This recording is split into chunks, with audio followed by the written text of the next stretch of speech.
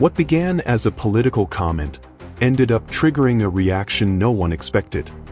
A direct attack from the United States ignited the Vatican, mobilized Italy, and put a key alliance in Europe to the test. But there is one detail in all of this that almost no one is mentioning, and it completely changes how we should understand what is happening.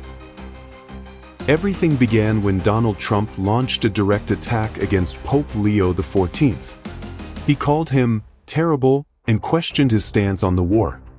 But what came next was not a simple reaction. The comment triggered an immediate wave of backlash in Italy.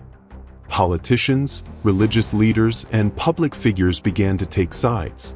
And at the center of it all, there was one figure who could not stay on the sidelines.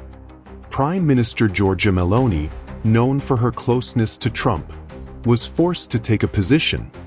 And her response completely changed the situation. Meloni described the attack as unacceptable. A rare criticism, considering her relationship with the US president. But this was no longer just politics. The Pope did not back down. He stated that he was not afraid and made it clear that he would continue speaking against the war and in defense of migrants. And that only intensified the tension. In Italy, support for the Pope was almost unanimous.